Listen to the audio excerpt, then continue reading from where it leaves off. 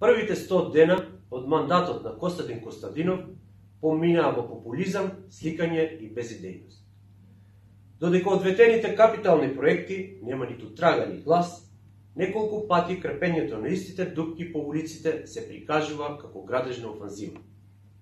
Во другите градови, неговите колеги отпочнаа крупни капитални проекти, додека Костадинов се слика со градинката во касарната, завршена пред неговиот мандат, која се уште не може да ја стави во функција.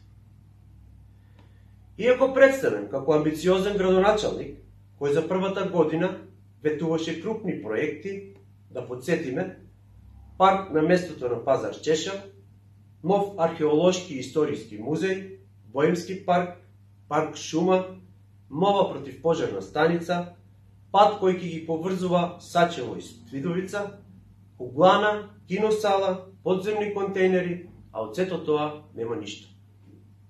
Да го подсетиме Костадинов, дека во предизборната кампања ветуваше преземање на мерки за чист воздух, а сведоци сме дека Струмица е еден од најзагадените градови во Европа. Без конкретна стратегија, без мапирање на загадувачите, без дебата, сака да се амнестира од одговорноста за 16 годишното владење на СДСМ со општина Струмица и непреземањето на никакви мерки против аерозагадувањето. Патем, најголемото и скапо решение, гасификацијата на општина Струмица, се покажа доста неуспешно. Струмичани плаќаат најскап газ, кој во месец јануари достигна цена и од 81 денар.